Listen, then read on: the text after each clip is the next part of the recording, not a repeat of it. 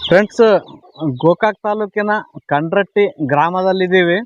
ಇಲ್ಲಿ ಒಂದು 8 ಗುಂಟೆ ಜಾಗದಲ್ಲಿ ತಿಪ್ಪೆ ಮತ್ತು ಕಟ್ಟಿಗೆ ಹಾಕುವ ಜಾಗದಲ್ಲಿ ಇವರು ಒಂದು ಸುತ್ತಲೂ ಫೆನ್ಸಿಂಗನ್ನು ಮಾಡಿಕೊಂಡು ಕೋಳಿಗಳನ್ನು ಸಾಕ್ತಾ ಇದ್ದಾರೆ. ಆ ಕೋಳಿಗಳಿಗೆ ನೆರಳಿಗೋಸ್ಕರ ಇವರು ರೇಷ್ಮೆ ಕೃಷಿ ಮಾಡೋದ್ರಿಂದ ಇಲ್ಲಿ ಕೂಡ ರೇಷ್ಮೆ ಪ್ಲಾಂಟೇಶನ್ ಮಾಡಿದ್ದಾರೆ ನೋಡ್ಬೋದು.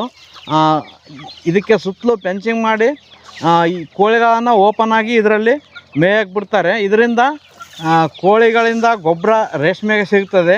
ಜೊತೆಗೆ ಯಾವುದೇ ಕಳೆ ಇಲ್ಲದಂತೆ ಕೋಳಿಗಳು ಕಳೆನ ನಿರ್ವಹಣೆ ಮಾಡ್ತವೆ.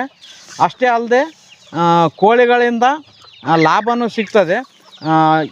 ನಾವು ಸಾಮಾನ್ಯವಾಗಿ ಇದಕ್ಕೆ ಕಾಳು ಹಾಕಿ ಮೇಯಿಸೋದ್ರಿಂದ ಕೋಳಿಯಲ್ಲಿ ತೂಕ ಬರೋದಿಲ್ಲ. ಆದರೆ ನಾವು ಸ್ವಚ್ಛಂದವಾಗಿ ಓಡಾಡಕ್ಕೆ ಬಿಟ್ಟರೆ ಹುಳ ಉಪ್ಪಡಿಯನ್ನು ತಿಂದು ಒಳ್ಳೆಯ ತೂಕ ಬರ್ತದೆ. ಇದರಿಂದ ಕೋಳಿಗಳಿಂದಲೂ ಉತ್ತಮ ಲಾಭ ಪಡಿಬೋದು. ಜೊತೆಗೆ ತೋಟಕ್ಕೆ ಗೊಬ್ಬರನೂ ಆಗ್ತದೆ.